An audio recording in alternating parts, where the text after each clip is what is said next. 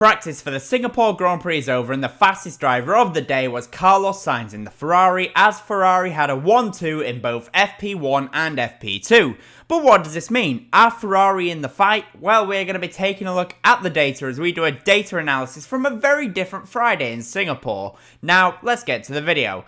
As usual, I'll be talking about McLaren, Aston Martin, Ferrari, Mercedes and Red Bull later on, so stick around for that. Practice for the Singapore Grand Prix is one of the most unusual on the entire calendar, and the reason for that is that FP1 takes place during the day and FP2 takes place during the night, which is when the racing qualifying is run. That means that the teams cannot really learn a great deal from FP1 as the track conditions are nowhere near representative. The track temps is typically a bit higher due to the sun.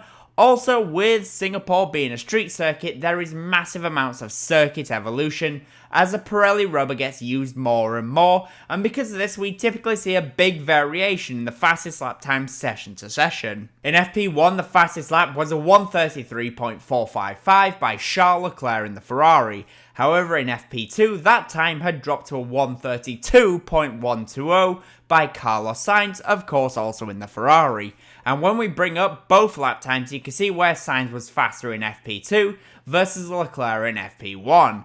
It mainly comes down to Sainz being able to carry more speeds into the corners, which you would expect when the grip in the circuit has come more towards the drivers. Singapore also saw the introduction of a new technical directive aimed to stop teams from allowing their wings to flex too much, as that is not the intention of the rules. The question is though, what teams had a good day and what teams struggled? Well, in the midfield, one team that really struggled this weekend, which shouldn't have really been a surprise, is Williams, as Logan Sargent was half a second away from the next closest car, and Alex Albon was only able to do 5 laps during FP2. For Williams going into this race, it was always going to be a struggle as the Singapore circuit does not suit their car. They prefer long, flowing, fast circuits, but Singapore is filled with 90-degree corners, which require good traction. To show this, I've brought up the fastest times of Sargent in the Williams and Bottas in the Alfa Romeo. In a straight line, as you would expect with everything we know about the Williams team, yes, Logan Sargent is stronger than Valtteri Bottas. However, as soon as they have to slow the car down, Bottas is just able to carry more minimum speed, and this is really where Williams are losing out. Last time, Monza was the perfect circuit for them. However, Singapore is probably the worst possible circuit for them as a team, and this could just be a weekend of survival for them. But, on the other hand, what teams are looking good so far this weekend? Well, one team which is looking good, at least over one lap when it comes to qualifying, is the Haas team, as they are looking very strong as Kevin Magnussen finished in P9 and Hülkenberg was P11. And when you compare the times of K-Mag in P9 to Bottas in P10, you can really see the differences. K-Mag was able to carry great speed and was fast in a straight line, which is something we also expect from the Haas. However, similarly to Williams, Bottas was able to carry more speed in the low speed corners.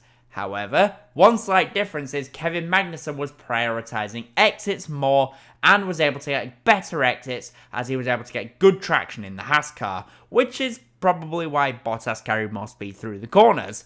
For Haas, this all looked rather exciting. Hülkenberg was just behind as well, so things would be looking good. However, as we have become somewhat accustomed to, when it comes to the longer runs, Haas starts to run out of pace that they had over one lap.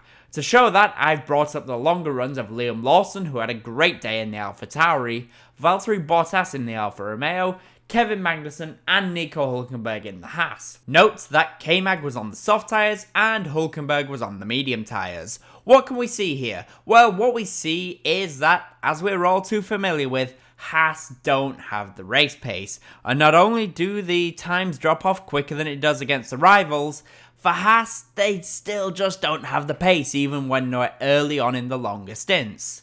For the Haas team, they had a solid Friday, and Saturday will probably be a strong day. But Sunday will likely be a rough day for them, and they may be forced to do one more stop than their rivals. I just want to say that if you are enjoying the video, I'd greatly appreciate it if you hit the like button and subscribe for more F1 content. I'm on my way to 5k subs and I would really appreciate it if you help me get there. Now though, let's get back to the video and let's talk about the top 5 teams, and let's start with McLaren. For McLaren, they have brought a big upgrade to the Singapore Grand Prix, however it is only on Lando Norris's car, and Oscar Piastri will have to wait until the next race at Suzuka for his upgrade, and that means we can get a good look actually between the two to see if the upgrades are working. Well, when we look at the fastest laps, you can see there is a big difference between the two, as Lando Norris is much faster than Piastri, but Oscar is faster in a straight line when compared to Lando. It could be that Lando was running a higher downforce setup when compared to Piastri, and given how much faster Piastri was in a straight line, that could really have been the case. Either that, or the new McLaren upgrade induces more drag compared to the old one, but we will likely have to wait and find out if that is the case. When it comes to the long runs, Norris had a big pace advantage over Piastri, as you can see here.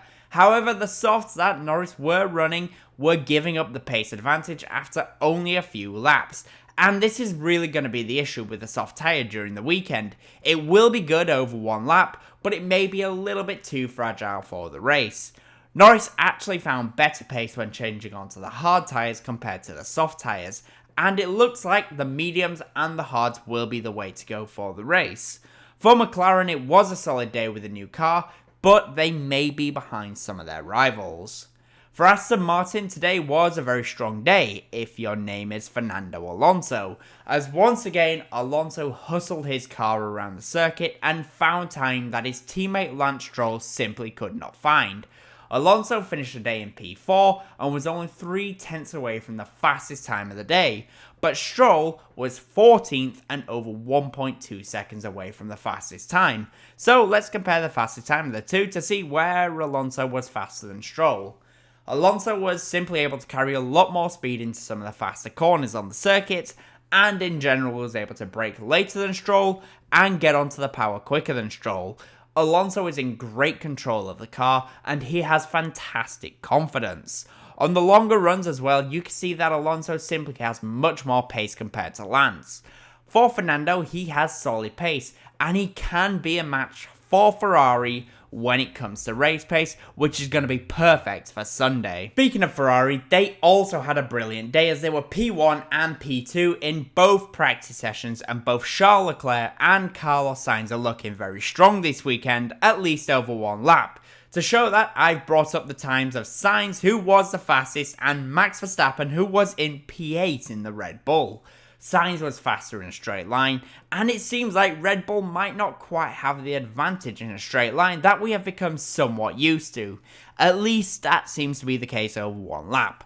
In the twisty section at the middle of the lap, you can see here that Sainz is just much faster and means he's also able to get great traction because he's able to get to a higher speed quicker than Verstappen, which would be a good indication of having good mechanical grip to allow for good traction. However, it will be interesting to see if this could be a negative for Ferrari when it comes to the race, as they may be using their tyres a little bit more than their rivals. That is going to be a concern. Last time out at Monza, Ferrari were very strong, and they took the fight all the way to Red Bull, but they were struggling with tyre wear when compared to the Red Bull duo, and this has been a common feature throughout the season. Ferrari are fast, but they struggle on the longer stints. But so far, things are looking close between Ferrari, Alonso and Red Bull, and also Mercedes over a longer stint. But that question is still there. Can Ferrari maintain the pace during a race stint? So far, things point towards maybe they can, but we will have to wait for more information as the weekend develops. Speaking of Mercedes though, they also had a strong day, even if quite not as strong as Ferrari, as George Russell was in P3 and Lewis Hamilton finished in P5. Let's look at the fastest times of Sainz and Russell to see what we can learn. Overall, Sainz was the faster driver of the two, which we already kinda knew. In a straight line, Ferrari have the edge, and this could be very interesting as this could indicate that Ferrari have a straight line speed advantage, just might make them a little bit difficult to overtake during the race, and this is where they gain most of their advantage. However, in the middle section of the lap, through what was once upon a time the Singapore Sling and over the Anderson Bridge, you can see Russell has incredible pace and actually is able to go faster here, only to lose out as they get back onto the straight sections of the circuit. On the longer runs, it is so tight right now between Mercedes and Ferrari, and this is what I think is going to make it the closest race so far this year at the front. And finally for Red Bull, for the first time this year, it looks like they are not the fastest team. And if they are, then they don't have much of an advantage, as Sergio Perez was in P7 and Max Verstappen was only P8. We already looked at Verstappen and Sainz, but let's actually take a look at the longer runs of Sainz, Verstappen and Perez to see what we can see. Well, what we can see here is that Red Bull does still have the edge over their rivals on the longer runs, but it is much closer than it has been at any other point so far this year. And it's actually Sergio Perez who is the fastest driver over a stint compared to Verstappen, at least right now. Red Bull have work to do, because if this is their advantage and they don't qualify at the front of the grid, then I do believe that this could be the first time this year Red Bull failed to win a Grand Prix. Red Bull doesn't look very well balanced so far, but it is still too early to tell if this is because of the technical directive. But I'm sure we will find out more as this weekend progresses and after the Japanese Grand Prix. So, what did we learn? Williams are really struggling for grip and pace this weekend. McLaren's car is a clear step forward on the upgrade. Ferrari look incredible over one lap, and they do also look very strong over race trim. But Red Bull is still the fastest car when it comes to race trim, but that advantage is very small. So, I hope you enjoyed this video, and if you did, as always, comment, leave a like, and subscribe for more F1 content. Thank you all so much for watching.